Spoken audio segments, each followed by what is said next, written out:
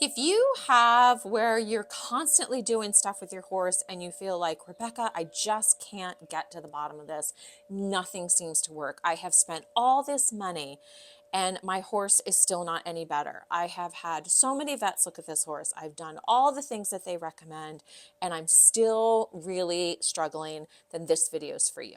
So over my 35 years with horses and 22 plus years doing holistic medicine with horses, here's what I have found to be the reasons why, or like the top reasons why things aren't working. Number one, and I talk about this all the time, is that you're chasing symptoms.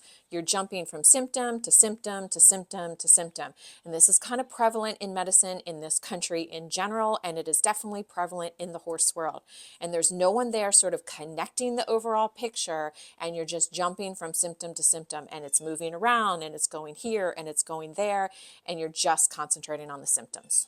Number two is that there's something in the foundation that is missing. And this is why in the Hale and Hardy Horse Collective, we give so much importance to the foundations of health, because without those building blocks, everything kind of falls apart. The third reason is inconsistency. I see a lot of times where people, like, they try something, they give it like 2, 3, 5 days, 7 days max, and then they're off to something else.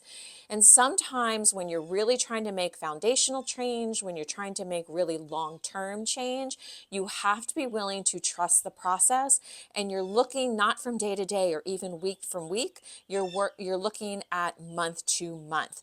And I recently had someone comment on one of my Ulster videos that she has a protocol for herbs, and if the horses stay on it 6 months later, but you've got to be able to give it the time, and you've got to be able to trust the process and know that you're going after the foundation and the root cause. The fourth reason is conflicting interventions. And what do I mean by that? You might be doing something, but yet it's conflicting something else working well. I see this a lot in medications. The horse needs to be on some sort of anti-inflammatory, but then it upsets the gut. And now we've got an inflammatory condition, and then we're making the inflammatory condition in the gut worse. Sometimes I see this because people have their horses on too many herbs, and they're just giving too much confusing input to the horse.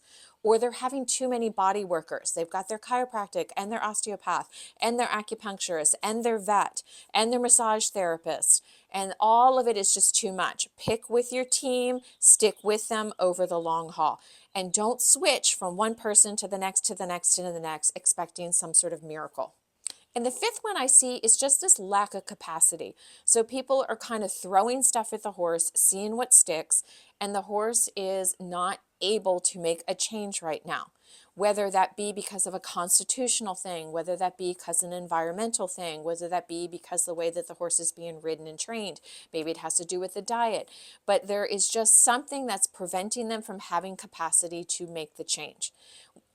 I have long-term health issues, and so I know that when I am starting to slide down and not be as healthy, that it takes a while for my body to have the capacity to make a shift. And the same is with the horses, especially as they get older, especially as things build, and especially as their health compromises.